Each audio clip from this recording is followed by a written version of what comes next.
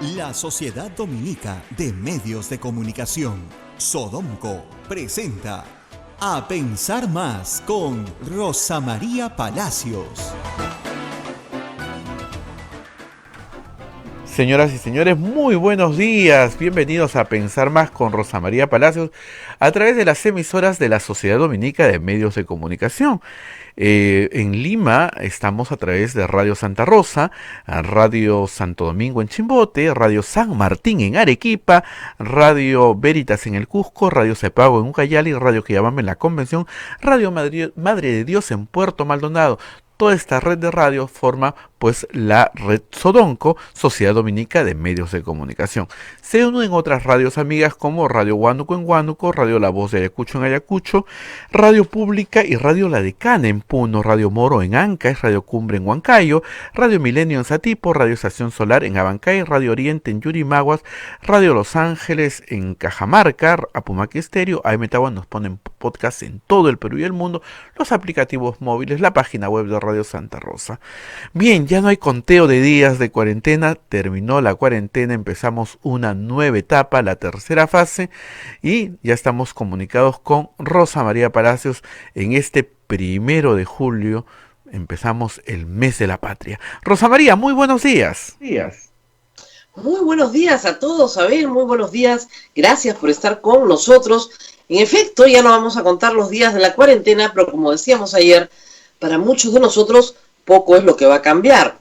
Sin embargo, hoy día quería empezar, Abel, dando cuenta de lo que están cubriendo esta mañana los noticieros, que es la cantidad de personas tratando de movilizarse en la ciudad de Lima, hacia sus trabajos, en fin, hacia sus hogares tal vez, y las dificultades que han encontrado, no tanto dentro del metro que une la ciudad o del metropolitano, sino en los exteriores. Es decir, para poder acceder a un asiento dentro del transporte público masivo de pasajeros, no solamente hay que hacer una cola inmensa, sino que la cola se aglomera, la cola se aprieta, y en algunos momentos se aprieta mucho.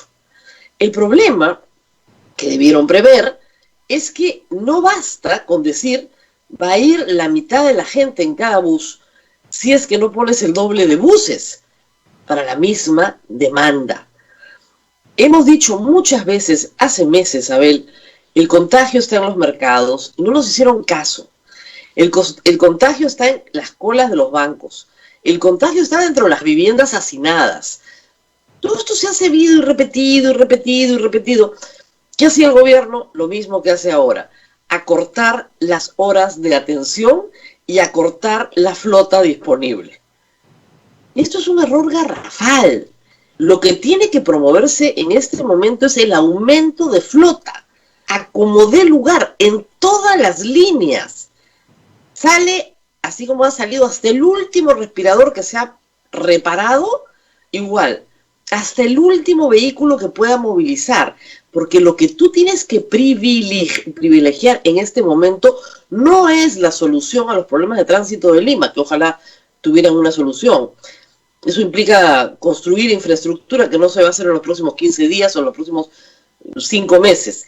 Lo que necesitas es colocar la mayor cantidad posible de plazas aisladas de desplazamiento. Es decir, yo solo me desplazo lo más aislado posible. ¿Cuántas de esas puedo poner en las pistas de Lima? Todas las que pueda. Si es a pie, si es en bicicleta, si es en moto, si es en taxi, si es en micro, en lo que fuera, en movilidad escolar, en lo que usted quiera, pero que haya la cantidad necesaria. Y para no saturar, porque estás poniendo el doble de la flota, hay grupos que no van a ir a trabajar o a estudiar. Entonces tenemos a los niños fuera, a los jóvenes universitarios y de educación superior fuera. Tenemos a las personas mayores de 65 años fuera de la escena.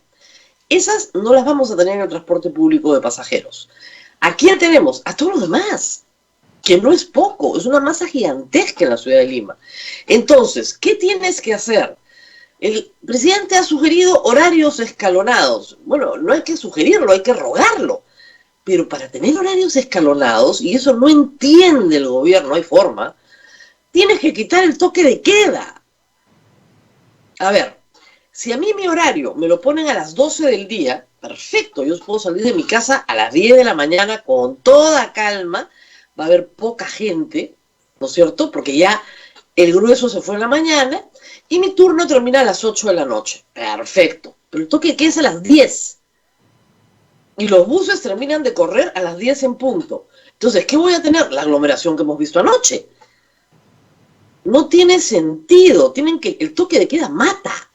El toque de queda mata. Ha matado desde el primer día. El toque de queda es lo que mata, porque hace que la gente se aglomere, porque hay menos atención. Y ya no sé cómo explicarlo. Es que yo no puedo creer que gente inteligente, que hay mucha en el gobierno, no lo entienda. No lo entendían con los mercados, ¿eh?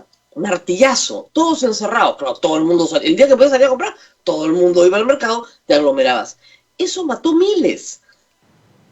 Es la cantidad de muertos que tenemos hoy. Entre esos hay miles que se contagiaron en los mercados y en las colas que organizó el Estado para cobrar un bono que solo se podía cobrar en muy pocas agencias, en muy pocas horas. Cuando debieron haber abierto todas las agencias, todas las horas, desde las 6 de la mañana hasta las 10 de la noche, para que no se aglomere la gente. El tema central, ¿cuál es el objetivo? No se aglomere la gente. Ese es el objetivo. El objetivo no es mejorar el transporte público, resolver problemas laborales, mejorar la calidad de la atención de salud. No, ahorita es no se aglomere la gente. Todo lo que yo pueda hacer para que no se aglomere la gente, lo voy a hacer. Todo aquello que la gente pueda hacer sin aglomerarse está permitido. Y les digo, la ciudad de Lima y otras ciudades en el país lo tiene bien claro. Esa gente se está jugando la vida. Al principio de la cola, tú ves ya en la punta más extrema, sí guardan distancia social, pero conforme se van acercando a la estación, se van pegando y le preguntan a la gente, ¿pero por qué se pegan? Es que se nos zampan en la cola. Porque no hay cultura, pues. Ese es un tema de cultura de cola. No hay cultura de cola, se zampan en la cola. Y todo el mundo grita. Entonces tienes que decir, mira, acá nos estamos jugando la vida, por si acaso. Entonces, de nuevo, más horas. Haz que el metropolitano y el metro tengan servicio a las 24 horas. Eso va a costar más plata, por supuesto. Ahí mete el subsidio. Ahí mete el subsidio. Más horas, que la atención pueda darse todo el día, que los turnos puedan cambiar. Si yo tengo un turno de tarde, ¿no es cierto? Entro a las 4 de la tarde y termino a las 12 de la noche. Porque trabajo en un medio de comunicación, porque trabajo en algún trabajo que puedo tener ese turno. Necesito pues un micro limpio a las 12 de la noche. ¿Se dan cuenta? ¿Cómo vas a hacer turnos escalonados si tienes toque de queda a las 10 de la noche?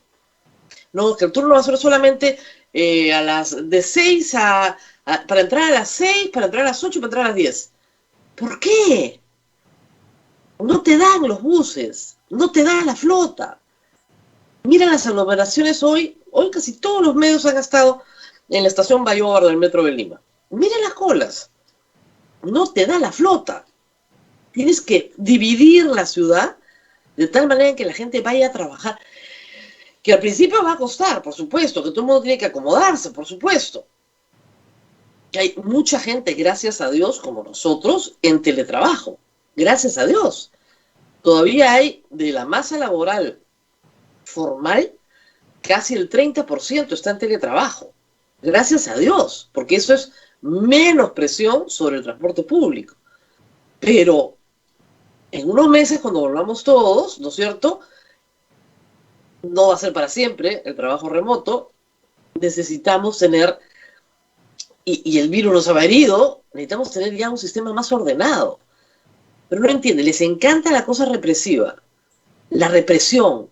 Miren, si una familia organiza una fiesta y se contagia entre ellas, pues porque ya invitaron a 40 y 40 del barrio fueron, ya no se puede hacer responsable el Estado. De lo que sí se puede hacer responsable es el transporte público.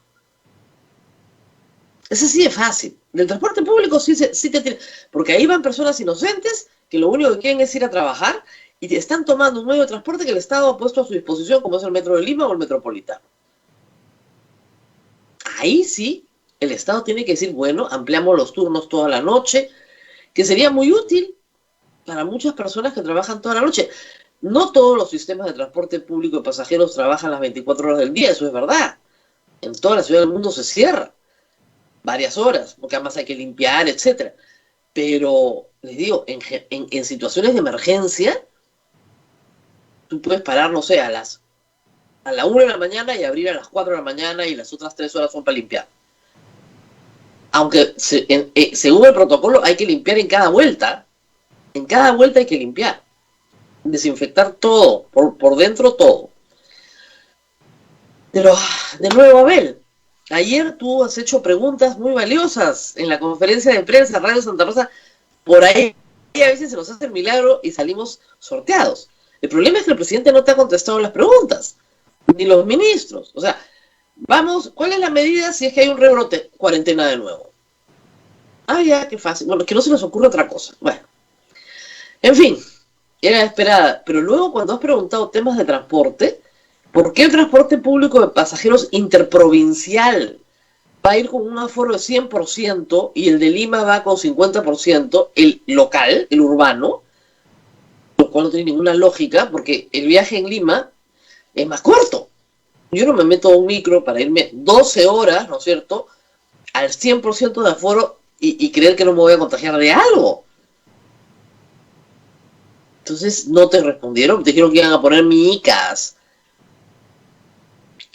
Lo que pasa es que el gobierno sabe que si establece el aforo de transporte interprovincial al 50%, los pasajes se tienen que incrementar en el doble precio, pues. Obvio. Lo que costaba 10 soles va a costar 20 soles, porque estamos yendo a la mitad. Pero no queda otra. O sea, ese es el costo que estás pagando por salvar tu vida. No tiene sentido no discutirlo, ¿no? Y por otro lado, tampoco te han contestado. ¿Qué más no te contestaron, Abel? Habías hecho otra pregunta interesante. Transporte público, cuarentena y algo más. Algo más. Radio Santa Rosa preguntó en tres pedacitos. Preguntamos, lo de el seguimiento de contactos de personas contagiadas. Esa fue increíble. A ver si buscamos por ahí la respuesta en algún momento del ministro de Salud para ponerla y hacemos un concurso con el público para saber si entendieron algo o no.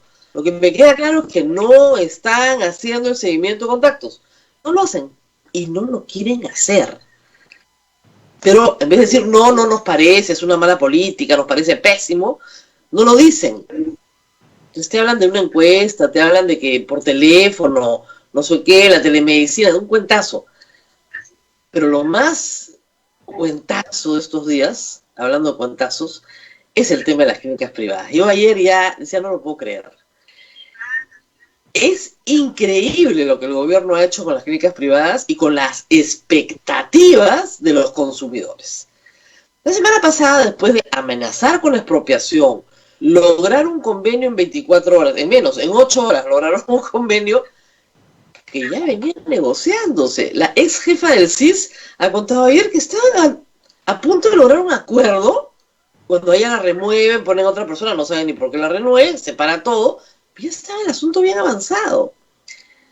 Y el problema acá, hay que tenerlo bien claro, es cuántas camas disponibles tiene la salud pública, que es todo lo que he preguntado una y otra vez, por lo menos en la ciudad de Lima, ¿no?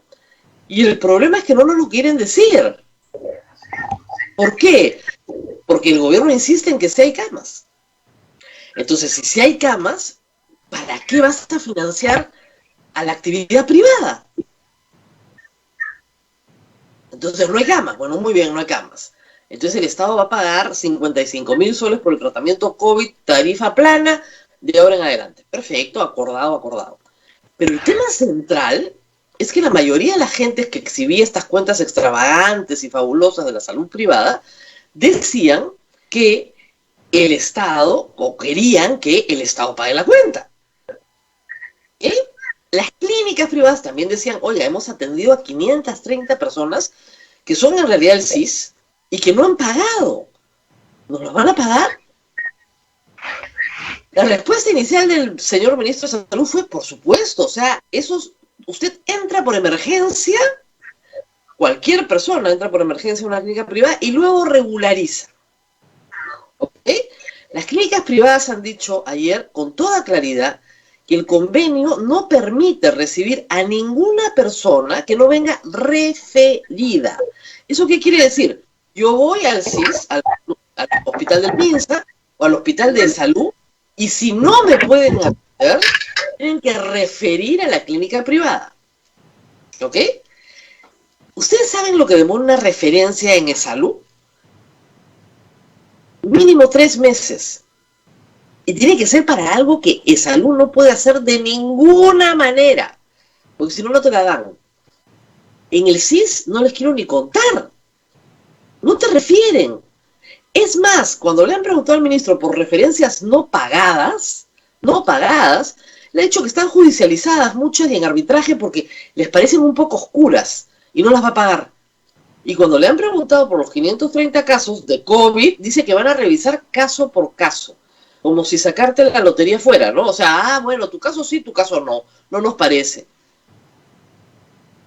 Entonces, ¿qué pasa con el privado? Cualquiera que va a una clínica privada no está dentro del convenio de los 55.000 soles. Eso es para el Estado.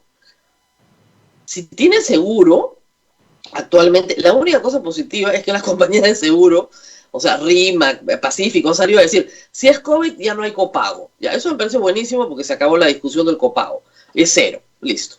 Pero en el caso de los que no tienen seguro, es decir, una persona privada que no tiene seguro, ningún seguro, que es asegurado de salud, por ejemplo, o del CIS, que va a una clínica privada, le siguen cobrando exactamente lo mismo.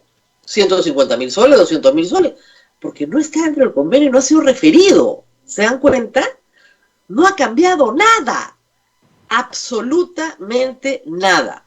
¿Por qué? ¿Y cuál es el tema que discutíamos la semana pasada? Porque el Estado no puede derivar fondos a la salud privada cuando no puede atender ni a las personas que están en la salud pública. Claro, usted dirá, pero a mí qué me importa, o sea, yo quiero salvar mi vida y en la salud pública me tratan pésimo, no me atienden, me tienen una carpa, no hay cama, me voy a la privada. Claro, pero el problema es que en la privada el Estado no te va a pagar nada. Absolutamente nada. Y se han pasado felices aplaudiendo. Ahora sí, las expropian, buitres, clínicas malditas. ¿Te has dado cuenta que hoy día ya nadie habla del tema, Abel? Es un engaño, es un montaje, era un psicosocial, se les fue de las manos.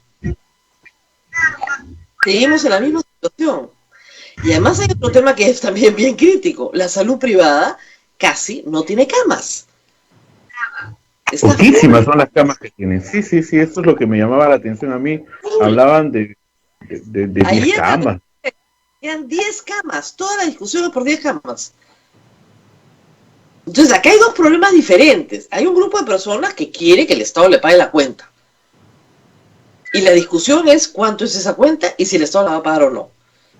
Y ese grupo de personas, el ministro ha dicho que van a ver caso por caso. Y las clínicas privadas dicen que son 530. Hay un grupo minoritario que ha pagado algo y quiere que se lo devuelvan. Pero no quiere que se lo devuelvan de salud. No, quiere que se lo devuelvan a la clínica. Y la clínica dice, yo no se lo puedo devolver porque eso se lo tiene que pagar su aseguradora, que es de salud.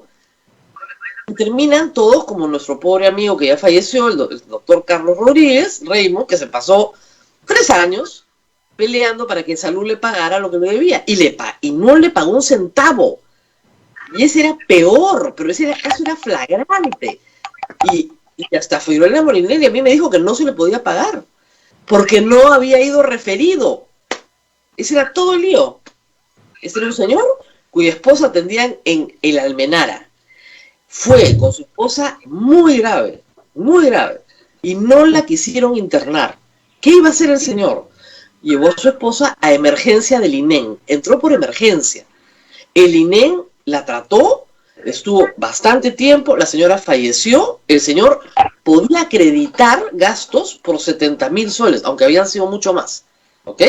Pero lo que le cobró el INEM fue 70.000 soles. Tenía que voltear a salud para que le reembolsen. Y en salud no le reembolsó. Además había otro problema de negligencia, porque el diagnóstico de salud era linfoma no Hodgkin y la señora tenía linfoma Hodgkin.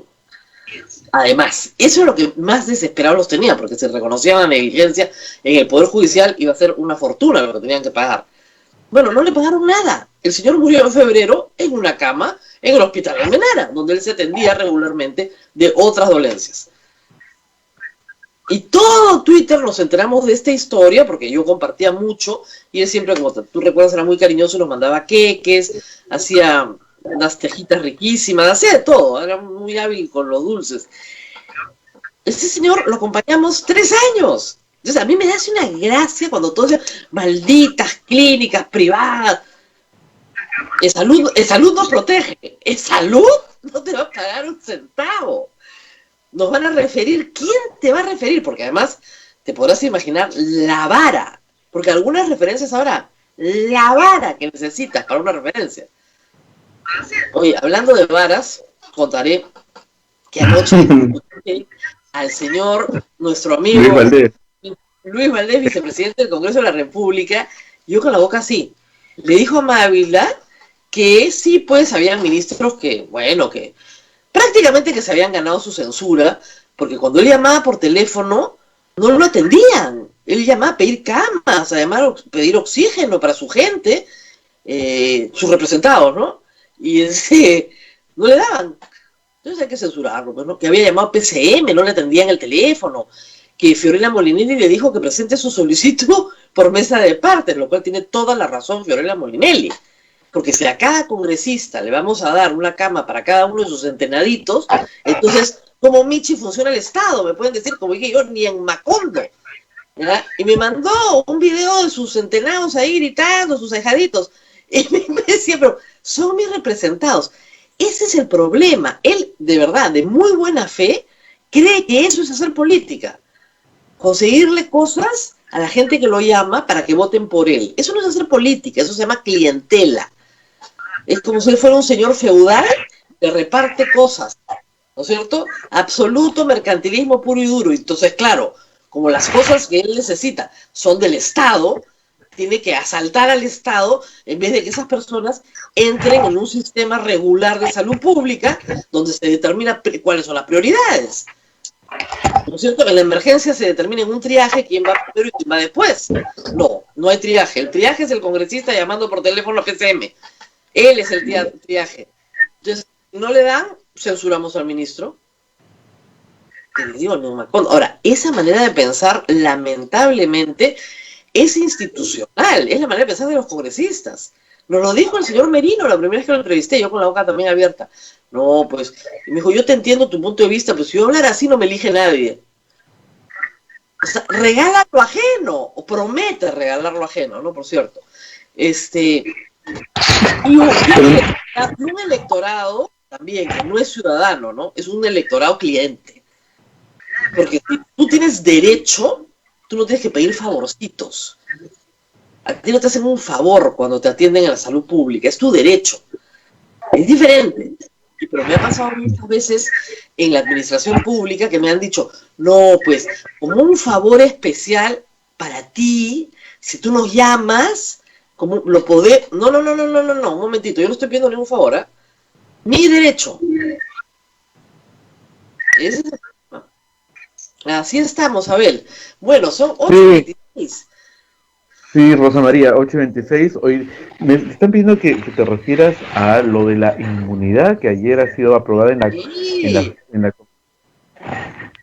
Pero hubo un milagro, señor. Un milagro. Creo que ya hay presión pública, ¿no? 2 reformas constitucionales que tienen que pasar por 2 legislaturas ordinarias, sucesivas. Entonces, eso hace que sean muy difíciles de aprobar.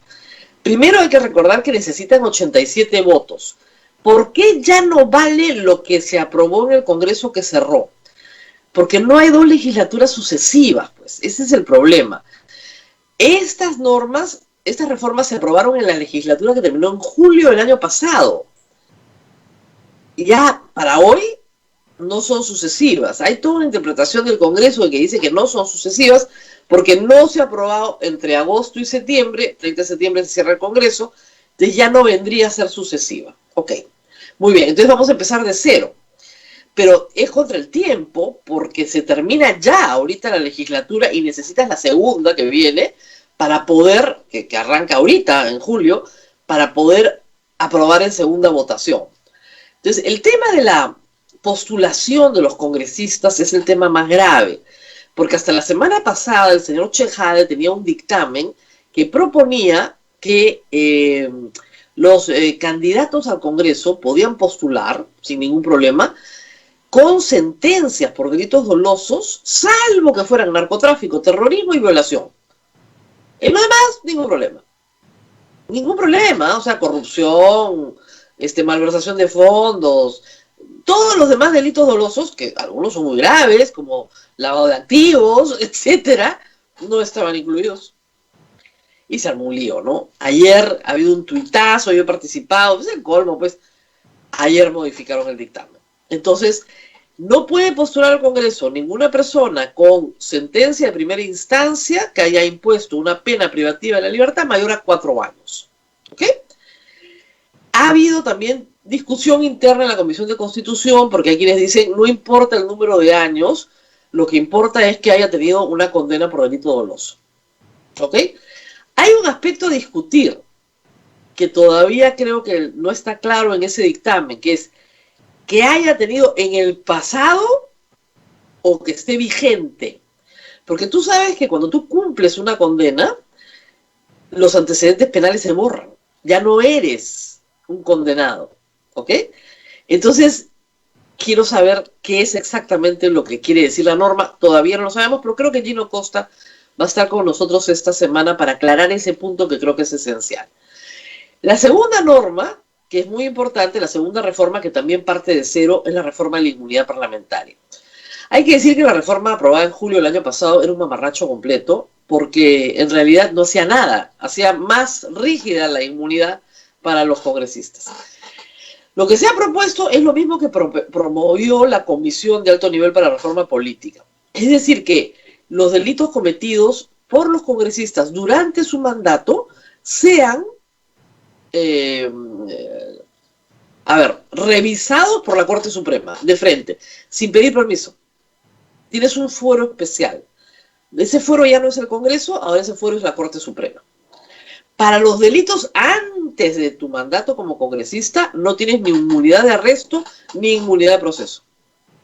La única inmunidad que tienes es por tus opiniones y tus votos, nada más.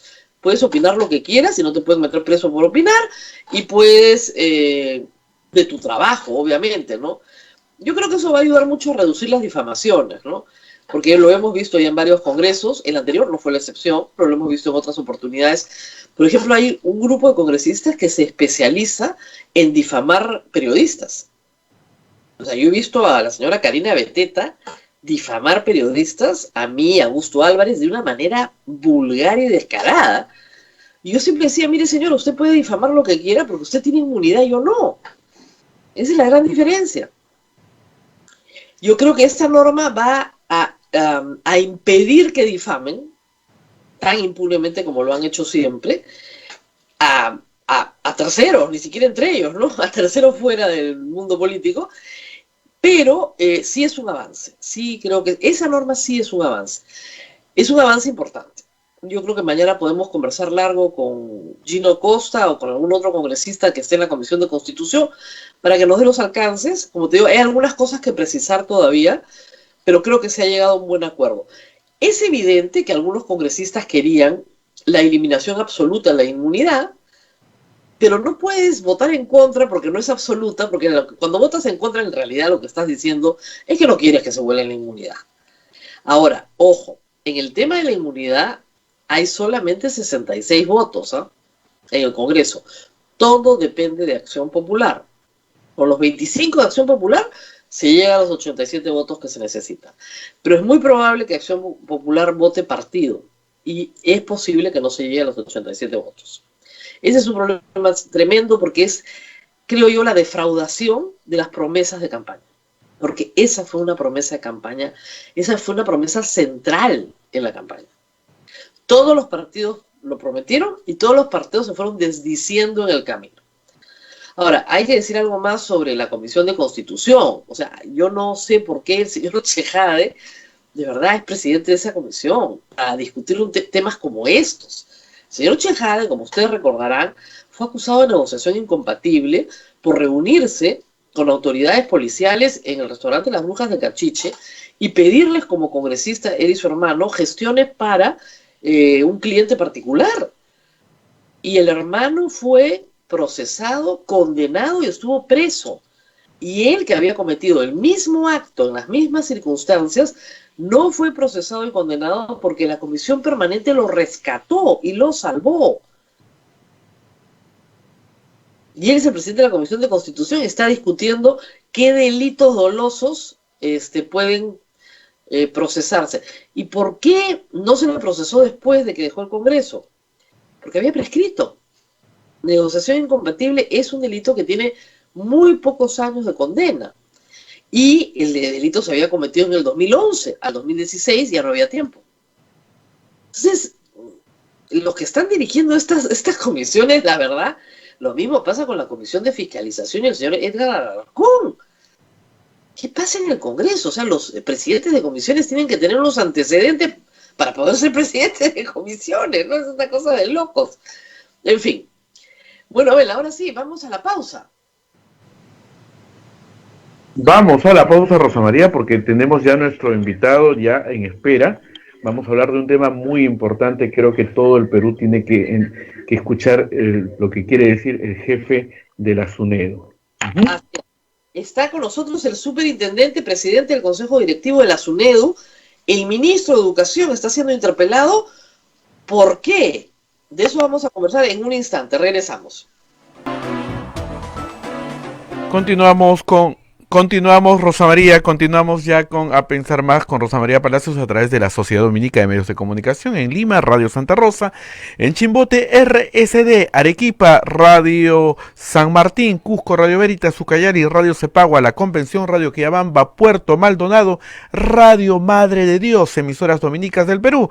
También se une Huánuco con Radio Huánuco, Ayacucho, Radio La Voz de Ayacucho, Puno, Radio Pública, Ancash, Radio Moro, Huancayo, Radio Cumbre, Satipo, Radio Milenio, Abancay, Radio Estación Solar, Yurimagua, Radio Oriente, Cajamarca, Radio Los Ángeles, Apumaque Estéreo, AM Pagua, nos ponen podcast en todo el Perú y el mundo, además los aplicativos móviles y la página web de Radio Santa Rosa, www.radiosantarosa.com.pe.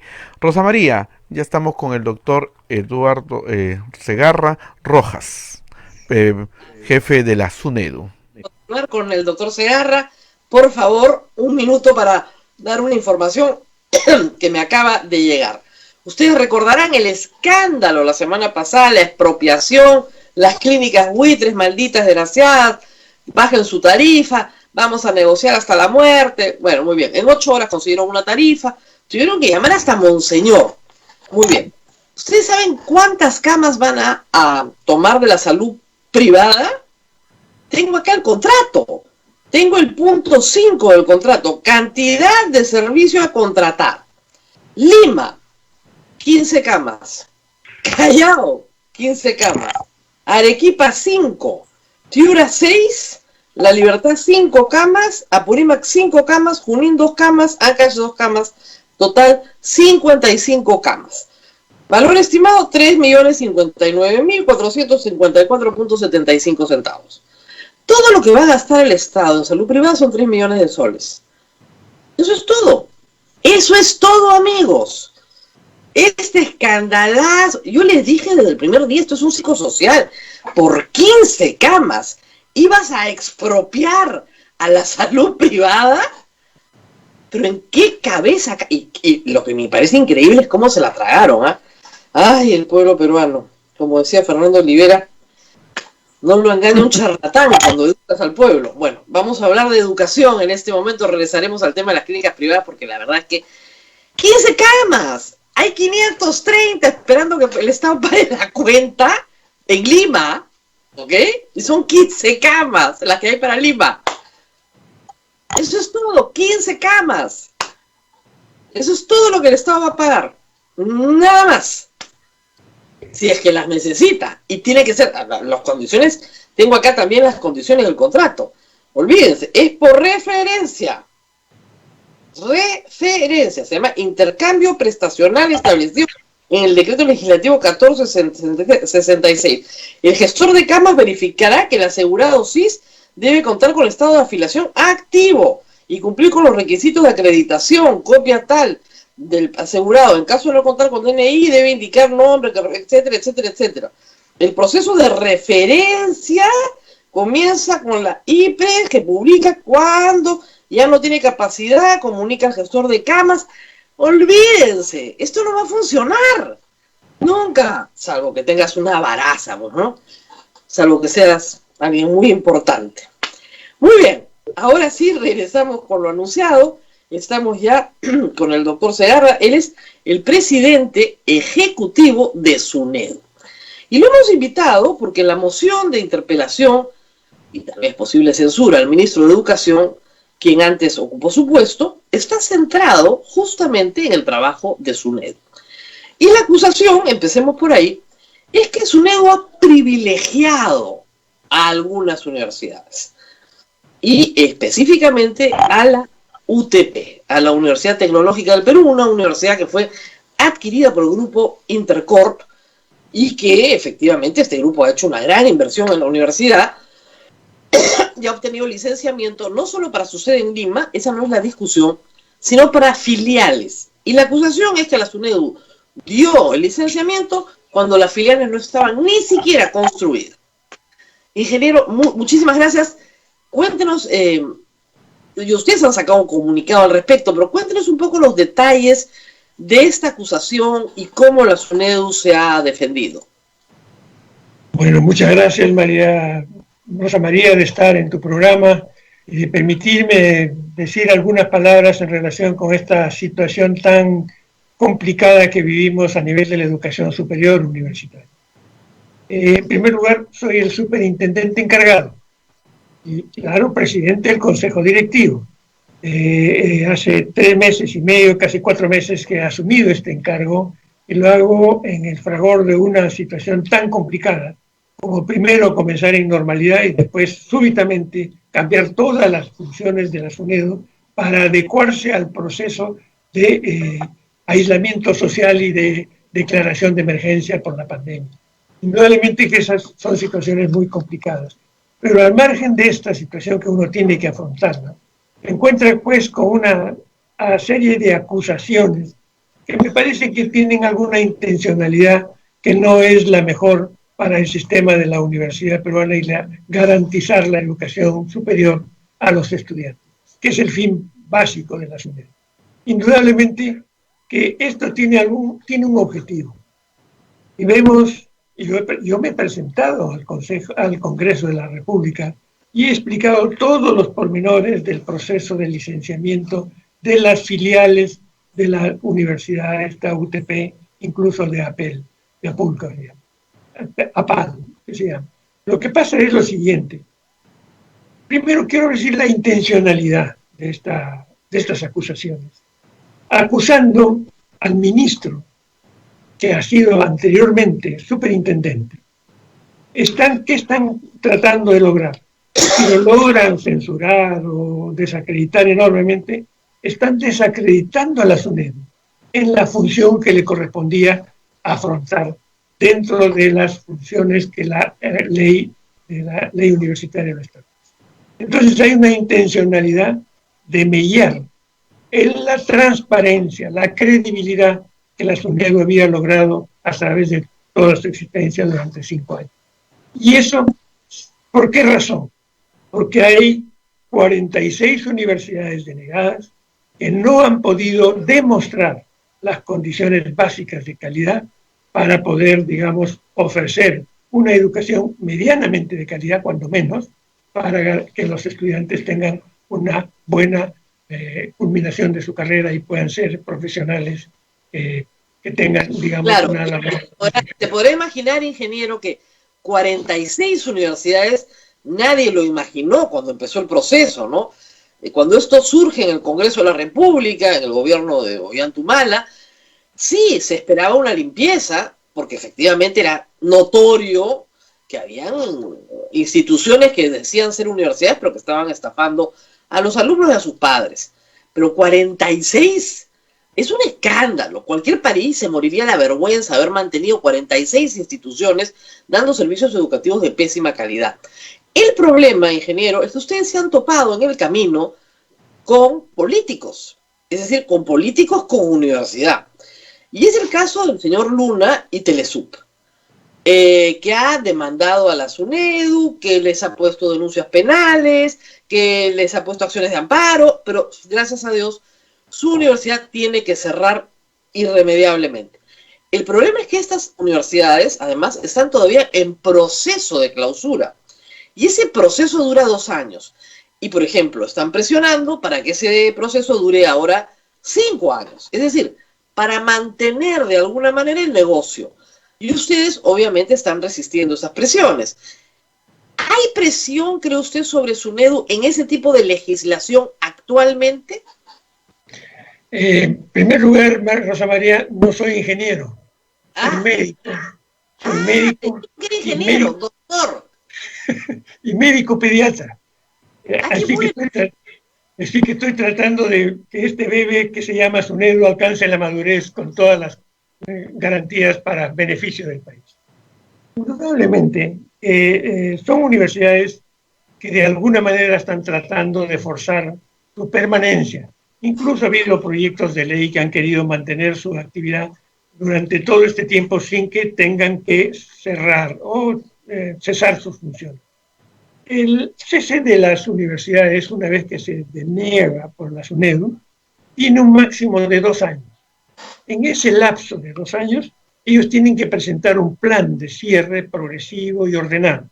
Y aparte de eso, si es que quisieran tener un tiempo mayor, 6 meses antes de cumplir esos 2 años, tienen que presentar un proyecto que garantice que los estudiantes que van a continuar en esa universidad reciban cuando menos lo mejor de la calidad que puedan ellos dar y garantizar un proyecto económicamente sostenible que en la realidad pueda mantenerse.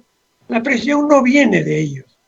La decisión de prolongar los 3 años más ha sido de la SUNEDU, en el sentido de que a nosotros el fin último es el estudiante.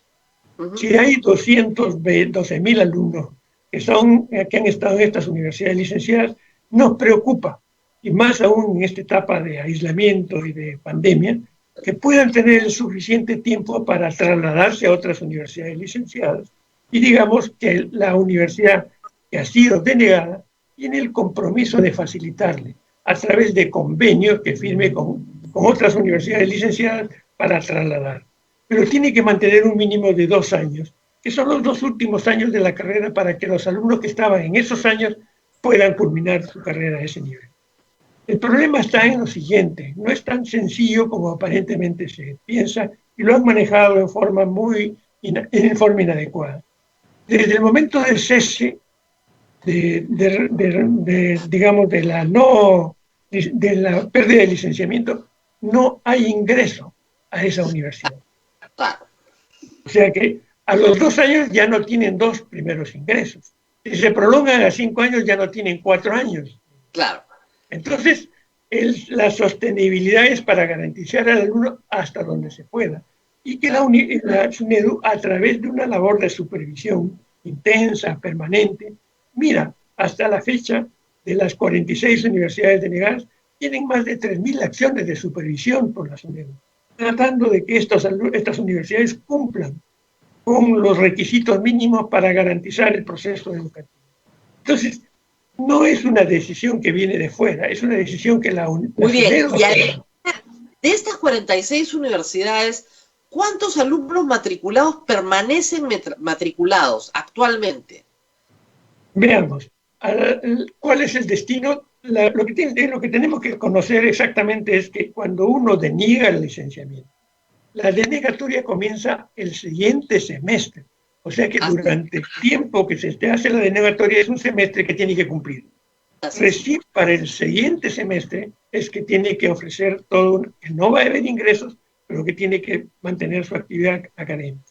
A la fecha hay más o menos 84.000 alumnos que están matriculados en estas universidades. Más de 25.000 alumnos han logrado hacer su traslado a otras universidades. Así y hay es. 20.000 alumnos que ya terminaron. Así es. Entonces, no es tanto como dicen que 200 y tantos mil alumnos. No, no, por eso le preguntaba, es un porcentaje mucho menor. Ahora, ¿qué pasó con la UTP?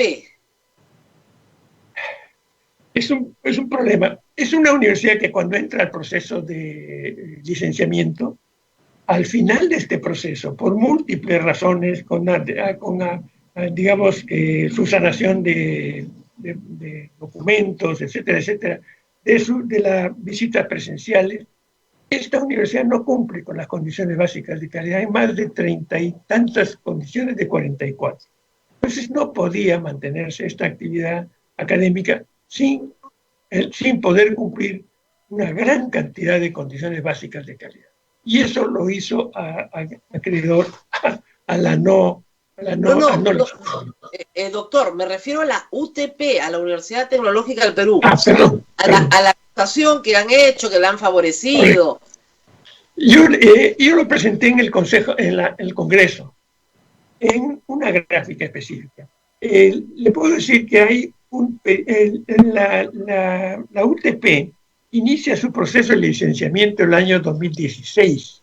Uh-huh. Y durante su etapa de conducirse en el proceso de licenciamiento, hay una etapa de ventana entre una moratoria y la otra. Uh-huh. Y en esa etapa de ventana, de moratoria, en la que se podía presentar nuevas universidades, nuevas filiales, etc., 9 universidades presentaron alrededor de 27 filiales para realizarse con ese pretexto. 6 denegaron, se retiraron porque no podían cumplir, y quedaron solamente 3. La UTP, la César Vallejo y la Telesub. Ajá. La Telesub no pudo cumplir con poder garantizar que esa filial podía funcionar, y la César Vallejo tuvo que hacer una serie de reestructuraciones en su proceso. Y la UTP, que ya venía funcionando con 2 filiales, una en Chiclayo y otra en Arequipa, presentó 5 filiales más. Y esas 5 filiales más, en su proceso de licenciamiento, tuvieron que demostrar las condiciones básicas de calidad como toda universidad o como toda filial nueva. Es decir, tienen que demostrar previamente a la admisión de alumnos que pueden tener las condiciones para ello. Tenían que tener locales, tenían que tener docentes, tenían que tener laboratorios, tenían que tener toda una serie de facilidades que está alrededor de la actividad académica. Me refiero a internet, bibliotecas, etc. Esa universidad, esas 5 filiales presentaron y nosotros supervisamos estas actividades y verificamos que sí las tenían. Yo presenté las fotografías de los 7 módulos que son similares en las 5 filiales, donde tienen todos esos requisitos para los 2 primeros años. Claro. Pero dentro de su compromiso de desarrollo, tenían que presentar también una propuesta de continuar con sus facilidades académicas, docentes, estructurales, etc. Y fue 80 millones que puso como garantía esta institución. Okay. Así es. Y entonces, cuando pasan las figuras de que están en construcción, que no tienen, son los edificios para los siguientes 3 años. Claro. Con lo cual, se garantiza que los alumnos que ingresaron en determinados momentos van a poder culminar con la estructura para los 2 años y para los siguientes 3 años. Entonces, ahora, la explotación ha sido realmente de mala intención. Ahora, le digo, ese es el asunto central de la interpelación. Sí, pues, es algo que está totalmente demostrado. Y no sabemos cómo decirles que cambien de parecer. Ahora, una solución le va a parecer, usted yo sé que no se puede pronunciar de esto porque es muy político, pero que lo censuren al ministro de Educación y regresa a SUNEDU como superintendente. Y se acabó el problema. ¿No es cierto? Ojalá. No le gusta como ministro, regresa como superintendente. Porque eso el Ejecutivo sí puede hacer. Ojalá sea posible. Porque en realidad es una persona de muy buena, es una persona de muy alta calidad técnica, profesional y de honorabilidad que se han cuestionado enormemente. Incluso a mi persona nos han puesto dentro de una red de corrupción de Interbank, que realmente es desastroso para una persona que nunca tenía. Ahora, doctor, hablando de un tema un poco más, lo que preocupa más a la mayoría de los que sí estamos en el sistema, yo soy profesora también, la SUNEDU nos preocupa un poco la cantidad de requisitos que está poniendo para la educación a distancia. Estamos en una época de emergencia, las universidades privadas que han logrado salir con todo, yo enseño en la Católica, hemos salido con todo y estamos tratando de dar el mejor servicio posible y los estudiantes van bien, creo yo, y vamos a completar el semestre casi en tiempo, para el 28 de julio. El problema, le digo desde el punto de vista de una profesora usuaria, es que el departamento nos dice, tienen que llenar todos estos formularios porque los pide SUNEDU. Usted no sabe la cantidad de trabajo que nos han puesto encima extra. Hay que llenar planillas, explicarle a SUNEDU qué hacemos cada semana, cosas que no hemos hecho nunca. Nosotros tenemos una plataforma y en la plataforma cualquiera puede entrar e investigar lo que se hace clase por clase, sesiones grabadas, pero ya llenar planillas, ¿por qué tanta burocracia, doctor? Yo creo que se ha malentendido y se culpa a la SUNEDU de actos que no ha sido la directiva correspondiente. Yo he conversado con el doctor Salomón Lerner, que ha sido usted rector de la universidad, yo he sido rector de la Universidad Cayetano Heredia. Entonces, tenemos mucha intimidad y, digamos, confianza. Y me hacía las mismas preguntas que me están haciendo ustedes. Lógico. Y en realidad no es así. Ah, ya. Esta etapa inusual, inesperada, de cambio de la modalidad de enseñanza, no puede ser de acuerdo a lo que se exigiría una universidad auténticamente dedicada a la educación a distancia o programas de educación a distancia. En el futuro puede ser muy importante. Lo que pasa es que el 16 de marzo se decreta la inamovilidad y no asistencia locales. Y se dice que debe hacer la educación virtual.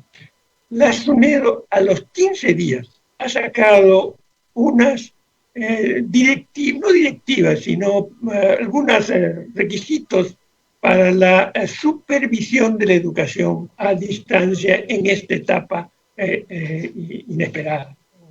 Y lógicamente hay un formato que pide que la universidad se acoja a ese formato para poder cumplir con los requisitos. Sabemos que hay muchas universidades que ya estaban preparadas para eso y no era muy difícil. Había universidades que con mucha dificultad están haciendo esta adaptación a la educación a distancia, pero que incluso algunas no han comenzado. Y otras que definitivamente no podían.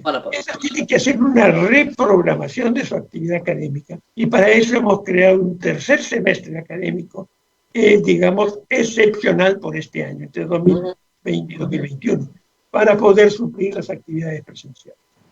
Lo que pasa es que nosotros no hemos asumido una labor de supervisión crítica, sino más bien de tipo orientador. Es una supervisión y orientación para el cumplimiento de lo que la universidad ha planteado en su proyecto. No es que nosotros le hayamos dicho a la universidad haga esto. La universidad presenta un proyecto. El control de los alumnos, de los profesores, lo hace la universidad. Claro, porque yo le digo, en reunión de profesores, todos los de mi departamento decían, y la Católica tiene, por ejemplo, 4.300 horarios abiertos. O sea, ¿quién va a leer esto en la SUNEDU? ¿Van a leer horario por horario? Esa es una exigencia de la universidad. Okay. Échale culpa a la SUNEDU. La SUNEDU no ha hecho eso. Nada. Ahora, ¿cuándo abre la SUNEDU nuevamente? Hay gente que tiene trámites, que nos pide... Bueno, ya hemos hecho una plataforma virtual hace tiempo y estamos recibiendo toda la documentación. Por ejemplo, los grados y títulos siguen funcionando y hemos dado más de 3.000 grados y títulos en este tipo de sección. Incluso de preferencia a los médicos, que incluso no les pedimos todos los requisitos que se pide usualmente para su registro, porque con convenio con el Colegio Médico, con el Ministerio de Educación y con las facultades de medicina, hemos logrado simplificar, simplemente con un decreto que venga de la universidad, de la resolución de... No se necesita, doctor, entonces, la resolución física, porque algunos me decían, necesitamos la resolución física, recogerla de SUNEDU. No, todo eso está virtualizado. Tenemos una plataforma muy grande y digamos que ahora tiene libre acceso y estamos implementando todavía en mayor nivel. Okay.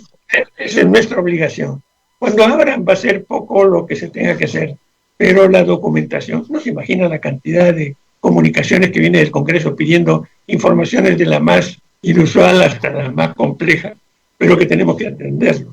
Claro, yo conozco la plataforma, es muy buena, porque te da toda la información, pero ya bajarte la resolución, alguien me dijo que no se podía, pero si usted me dice que se puede, vamos a avisarle a todos que se baje la resolución nomás de la misma plataforma de SUNEDU. Eso alivia mucho, como usted dice, para reconocimiento de títulos del exterior, para graduación, para todo lo que tenía que darse, y sobre todo en medicina, donde tanta demanda ha habido, ¿no?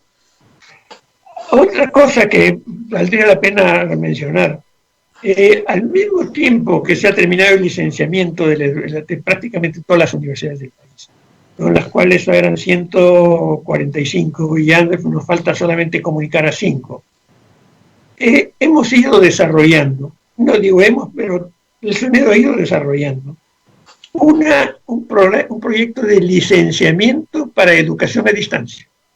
Claro. Ese proyecto sí tiene todas las características para las universidades que quieren implementar una educación a distancia, en la cual se especifica una serie de condiciones, requisitos. Hay condiciones básicas de calidad para la educación a distancia. Y ahí tenemos 5 condiciones básicas, no 7 como es para la presencial, y en la cual básicamente se exige que los docentes deban tener una preparación específica, técnica para la educación a distancia, que tengan una plataforma, que los alumnos tengan acceso, es decir, una serie de requisitos para cumplir con eso. Eso es lo que va a surgir, efecto ya pasó calidad regulatoria del MEF, del PCM, y para cualquier programa nuevo que quiera hacer educación a distancia o universidad que crearse a distancia, tiene que cumplir esas condiciones básicas. Ahora, doctor, hay una cosa que es sí sorprendente. Cuando se aprobó la ley, de la que regula SUNEDU, toda la ley universitaria, la educación a distancia estaba muy desprestigiada, porque en verdad había sido una fuente de lucro fácil para algunas universidades privadas, muy desprestigiada y muy acotada justamente para que no se abuse. Sin embargo, a raíz de la pandemia, todo el paradigma cambió. Sí, pues yo he sido miembro del primer consejo directivo de la SUNEDU. Ingresé por concurso de 240 profesionales, fuimos 5 los que ingresamos. Y estuvo Martín, por eso es que nos conocemos hace mucho tiempo. Esa es la calidad de personas. Indudablemente que hay universidades que en su proceso de licenciamiento presentaban actividades académicas que se desarrollaban a distancia. Pero no teníamos un formato muy específico, exigente para eso. Pero lógicamente, como lo dictaban y tenían toda una serie de condiciones que se podían valorar, se les dio el licenciamiento incluso para esa educación a distancia. Pero en lo sucesivo, esas condiciones básicas de calidad para la educación a distancia van a ser completamente diferentes. Como las condiciones básicas de calidad para la creación de nuevas universidades o filiales van a ser totalmente diferentes. Ya no va a ser con la que se licenciaron, sino va a ser con un modelo diferente de mayor exigencia. Porque esa es la obligación de la SUNEDU, ir mejorando sus exigencias y las condiciones de calidad para mejorar la calidad educativa del estudiante. Pero doctor, ¿reconocerá que es un problema todavía como país no tener en los rankings una universidad peruana entre las 100 mejores del mundo, ¿no? Todavía. Es una ambición muy grande que tenemos y que incluso los miembros del consejo directivo tratan de buscar mejorar la calidad. Hay 3 universidades en el país que están cerca de los 1000, no en los 1000, cerca de los 1000. Y una ambición grande de este consejo directivo es totalmente independiente. No permite, digamos, ningún tipo de sus influencias o negociaciones. De la Católica está el doctor, por ejemplo, Waldo Mendoza, distinguido economista de una calidad enorme y de buena. Entonces no vamos a permitir, pues, que, digamos, de alguna manera estas circunstancias se presenten, ¿no? Para mejorar la Claro, calidad. pero es difícil para la universidad peruana como conjunto, ¿no? Pelear en el mundo. Es muy difícil, no es una pelea. En Latinoamérica podemos dar pelea, pero en el mundo, y es una pena porque hay universidades en Brasil que sí están dando pelea a nivel internacional, nosotros no. Esa es una pregunta que siempre nos hemos hecho. Yo cuando era rector de la Universidad Cayetano Heredia, mi ambición era llegar a un nivel de ranking. Hay un reconocimiento importante en el área de investigación que Claro. lo catapulta en esa área como universidad. Pero si nos comparamos con Brasil, por decir Brasil, la Universidad de Sao Paulo, que es la más importante, ¿cuánto es su presupuesto? 1.000 millones No, de dólares. ¿Cuánto es el presupuesto de nuestras universidades? Muy distantes. Entonces, las facilidades para tener profesores bien pagados, dedicados a la docencia, a la investigación, a la proyección, etc., es muy difícil mantener. Un profesional de éxito no va a estar dedicado exclusivamente a la universidad, va a dedicarse pues, a donde tenga mayores facilidades para su familia. Entonces, me decían Harvard tiene más de 20.000 millones de dólares de presupuesto. La Universidad de México, la Autónoma de México, tiene 3.000 millones de dólares. La UBA de Argentina, de Buenos Aires, enorme universidad, tiene casi 2.000 millones de dólares. Universidad de Chile, Universidad Católica de Chile, están bordeando los 800, 900 millones de dólares.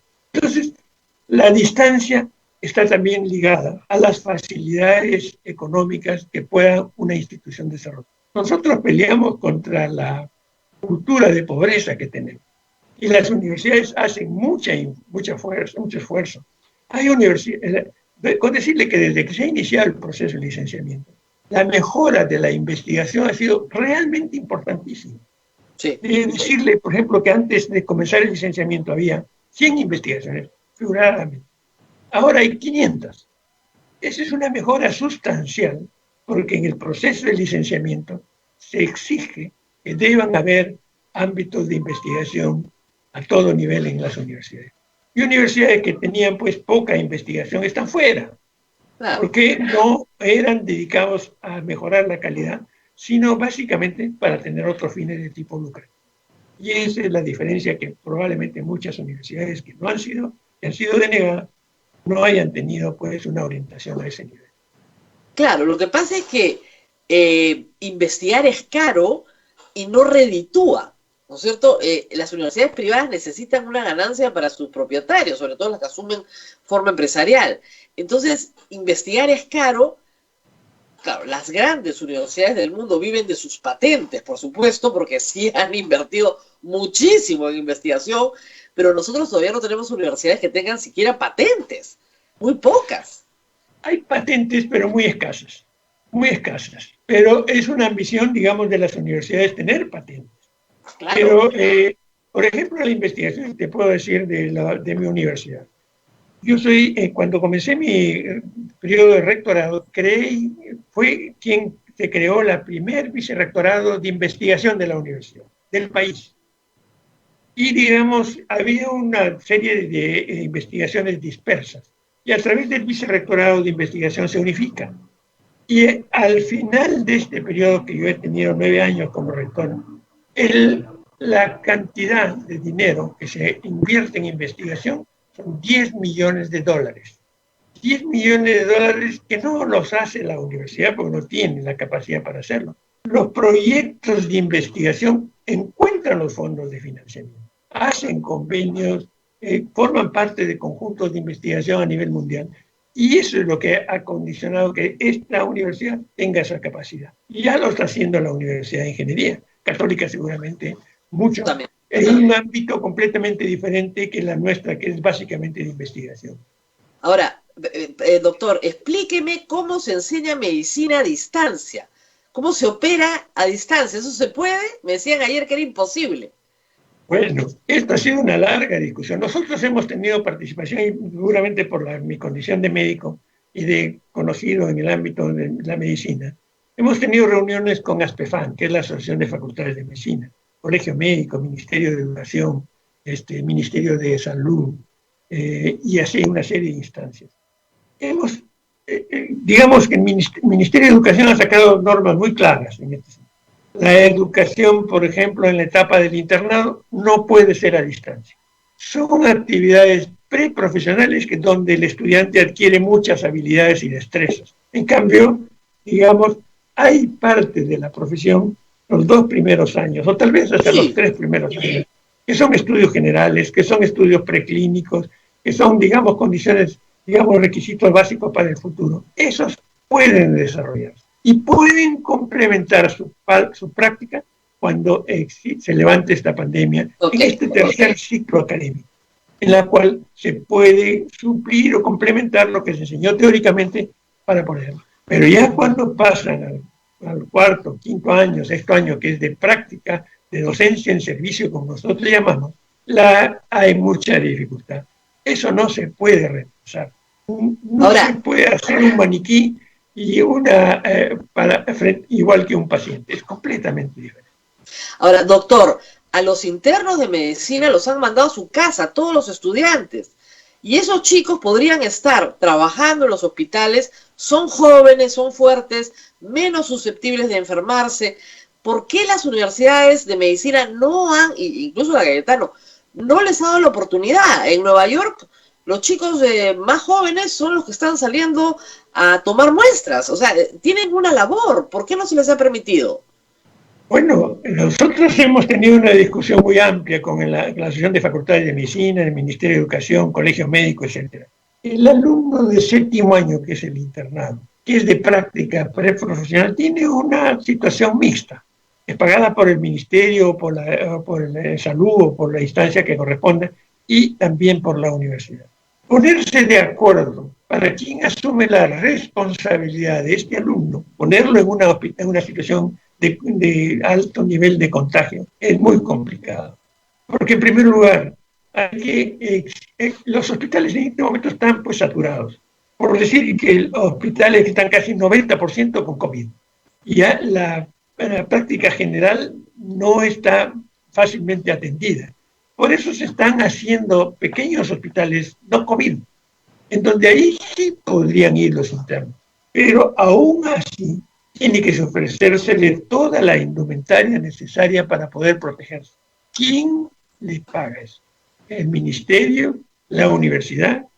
¿Quién asume la responsabilidad frente a los padres de familia de decirle, tu hijo va a ir ahí, pero si se contagia, ¿qué hacemos? Claro. Entonces, es muy complicado, es bien difícil.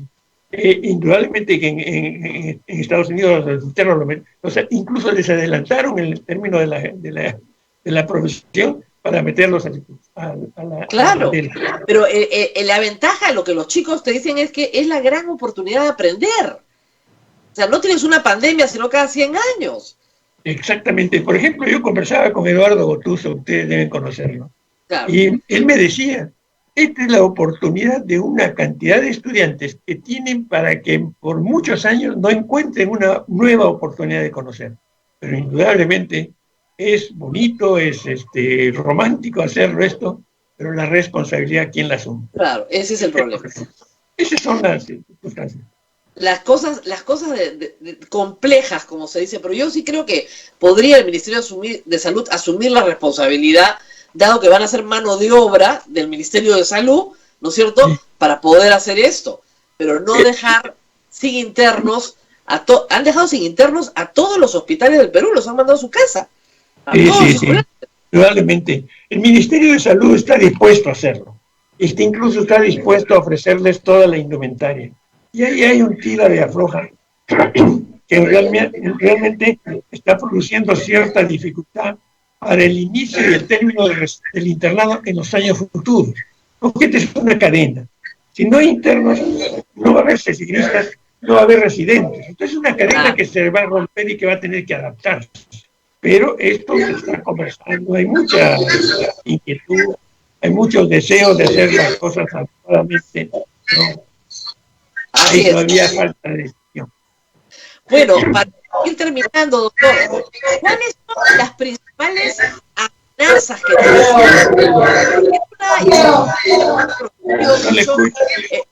Sí, Perdón. discúlpeme, tenemos ruido en la cabina y ahora sí, ahora sí estamos en ruido.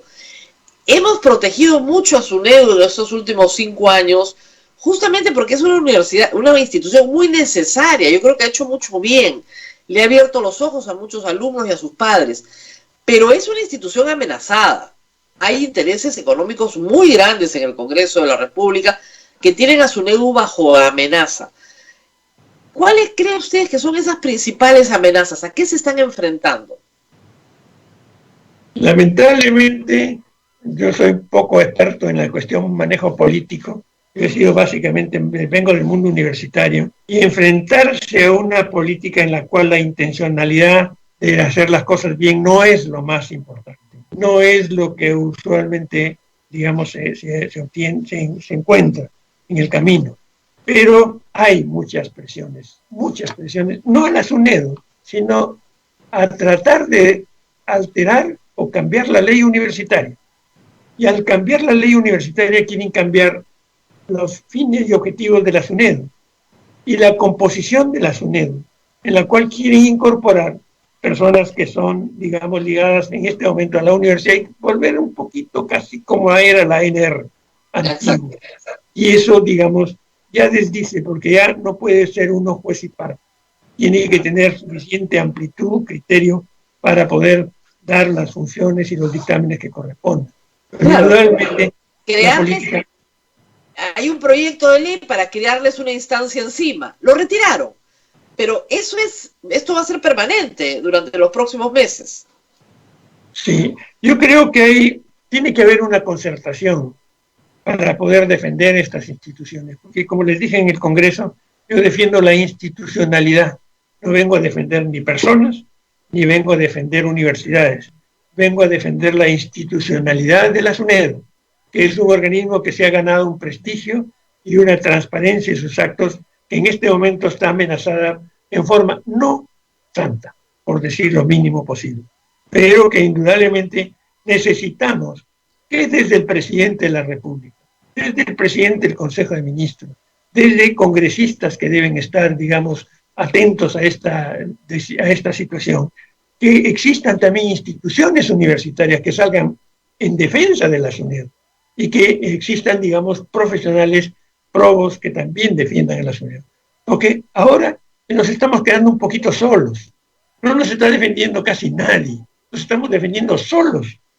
Y el ministro, que como ex superintendente, ha salido a defender la SUNEDU, porque sabe que a él lo quiere tirar y indudablemente por relancina cae también la SUNEDU. Y eso es muy difícil, muy peligroso, que nosotros tenemos que de alguna manera defendernos. Pero nos defendemos técnicamente. Yo creo que el mensaje que le voy a mandar al Congreso es y usted no lo sabe, pero lo que no saben los congresistas es que cuando censuren al ministro de Educación, va a regresar a ser jefe de SUNEDU. Ojalá. Ojalá. Yo regresaría a mi nivel. Nadie sabe para quién trabaja, ¿no es cierto? Pero sí, en efecto, hay lamentable... Ahora, la ventaja que tienen es que algunos partidos con universidad, o universidades con partido, como sea, sí tienen licenciamiento. Y claro, les ha costado mucha plata y mucho esfuerzo tenerlo.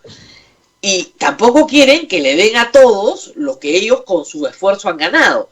Entonces, eso los ayuda. Eso yo creo que los puede ayudar. Lo que pasa es que están muy calladitos. Bueno, es que están esperando, ¿no? Todo el sistema está muy calladito. Ojalá la NUP, la SUP, las FIPES salgan en defensa del sistema. Eso nos haría mucho bien. Los estudiantes no están muy dispuestos a protegernos. ¿Por qué? Porque los han manipulado de que hay 250,000 alumnos que han perdido. Pobrecitos. Entonces ya no, como anterior oportunidad, salieron a protestar y a defender la SUNEDU. Ahora estamos medio solitos. Ojalá como ustedes nos den la ayuda para seguir posicionándonos como una institución seria, responsable de sus actos, y con un consejo directivo que no es una persona la que toma la decisión, sino un consejo directivo de alto nivel que va a tener que seguir asumiendo sus responsabilidades. Finalmente, doctor, las universidades públicas que faltan, hay un grupito todavía que están atrás. El Estado, con toda razón, les ha puesto más dinero, o sea, lo que tenía que hacer. Si el Estado las ofrece, las tiene que mejorar. ¿Cómo van? Porque les falta todavía.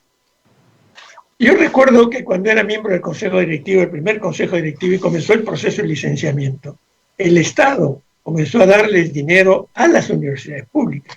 En total creo que están entre 400 y 500 millones que se le dieron a todas las universidades, en proporción seguramente que corresponde. Y han ido mejorando muchas, se han ido adecuando. De ahí que para el proceso de licenciamiento, a la fecha, hay una sola universidad que no está licenciada, pública, que es la Universidad de Ica. Hay otra que todavía no hemos dado la respectiva, respuesta o, digamos, la comunicación de su situación, que es la Universidad de Pedro Brigallo de Chiclayo. Pero, digamos, y eso por respeto tenemos que primero darle la resolución a su nivel personal. Pero el resto de universidades se han ido adecuando. Incluso tienen mucho más dificultad las nacionales que las privadas para adecuarse a esta educación a distancia. Incluso hay universidades que recién están comenzando a hacer esta educación a distancia comprensible, porque tienen mucho más dificultad que las privadas. En el sentido que la interconectividad, los alumnos puedan tener todas las capacidades para poder recibir esta educación. Profesores muy bien calificados que todavía no tenían una preparación de educación a distancia. Entonces, ha confluido ahí una serie de inconvenientes que no les ha permitido todavía. Pero están haciéndose el esfuerzo. Todas las universidades están haciendo el esfuerzo para mejorar su calidad.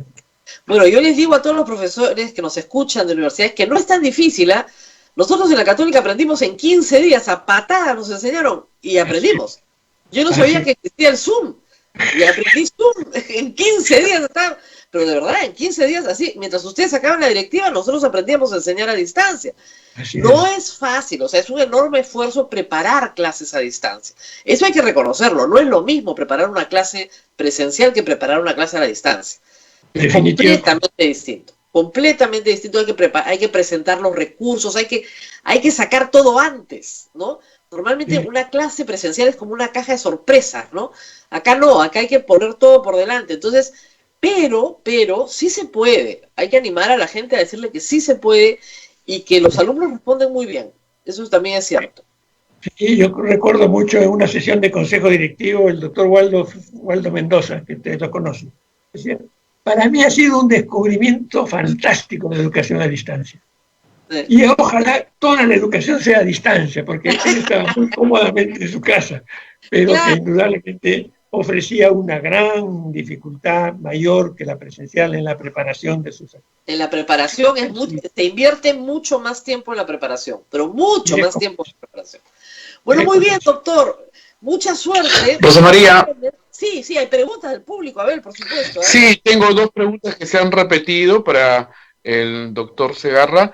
Que nos cuente un poquito del bachillerato directo, dice, y sobre el traslado de universidades no licenciadas a universidades licenciadas. Si nos puede hablar un poquito de ese tema, el doctor, por favor. El proyecto de ley del bachillerato directo, que ya había perdido su vigencia con la ley universitaria porque les había dado un tiempo de transitoriedad, tiene que...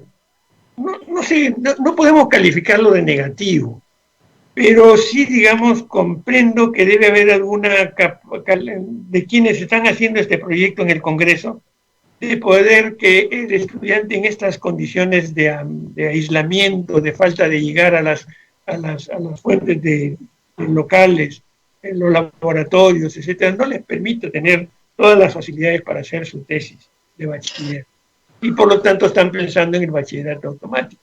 Y esto en un tiempo determinado. No hemos evaluado exactamente esto porque es una disposición que va a venir del Congreso. No viene del Ministerio de Educación, sino del Congreso y tiene que recibir opiniones. Seguramente que vamos a poder reunirnos en la SUNEDU para hacer una evaluación de este proyecto antes de que entre en vigencia. Tenemos que contemplar porque tiene muchas aristas. Pero, digamos, no es lo que la ley establece. La ley establece ya diferentes requisitos para el bachillerato.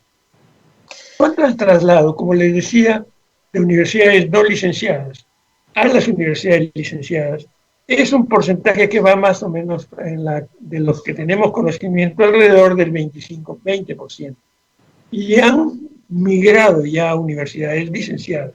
Es un compromiso y una responsabilidad de la universidad denegada que tiene que dar todas las facilidades para que el estudiante se traslade, darle firme convenios con otras universidades para facilitar esto, ese traslado. Y sobre todo que si esta universidad pone, digamos, dificultades, puede ser motivo de sanción. Y sanción, de acuerdo al RIS que tenemos en la SUNEDO, puede ser económica muy fuerte porque está atenta contra la continuidad de la educación en estos alumnos que han visto afectadas porque la universidad no cumplía con las condiciones básicas. Ya hay facilidades. El Ministerio también ha dado algunos dispositivos, la beca de traslado, la posibilidad, digamos, que las universidades nacionales amplíen su capacidad con ayuda que se le puede dar a través del Ministerio de Educación, las facilidades que se le puede dar. Se había creado un espacio que realmente en este momento no se puede hacer por el aislamiento, que es el espacio de formativo itinerante, en la cual y había dos universidades nacionales, una de San Marcos y la otra no me recuerdo cuál, en la cual podían poner una especie de filial transitoria en sitios donde han sido denegadas estas universidades y que no tenían los alumnos alternativa. Entonces podían completar sus estudios en estos espacios itinerantes formativos. Pero hay varias posibilidades. Lamentablemente, pues esta situación caótica, inesperada que hemos tenido, no nos ha permitido cumplir con todos esos requisitos. Bueno, muy bien, ahora sí nos tenemos que ir despidiendo, son las 9:26. Gracias, doctor, por haber tenido tanto rato con nosotros. Y me queda claro que hay cosas que la SUNEDU no pide, ¿eh? Hay que decirle a la universidad que no. Hay que decirle. La SUNEDU no pide. Gusto, muchas gracias. Muy amable y hasta cualquier momento. Muy bien. Abel, muchas gracias. Nos vamos despidiendo también. Hasta mañana. Sí. Nos ganó el tiempo, Rosa María, mil disculpas por las preguntas que quedan en el tablero, pero nos ganó el tiempo, son las 9 de la mañana con 26 minutos. Muchísimas gracias al doctor Segarra y nos vemos mañana, Rosa María, un tema muy importante, la inmunidad. Vamos a ver qué es lo que pasa. Mañana se juega todo, porque de verdad estamos contra el tiempo también en el Congreso para sacar reformas constitucionales. Eso vamos a verlo mañana. Listo, Abel, nos vemos, hasta pronto. Nos vemos, hasta mañana. Hasta aquí, A Pensar Más con Rosa María Palacios. Este programa fue producido por la Sociedad Dominica de Medios de Comunicación, Sodomco.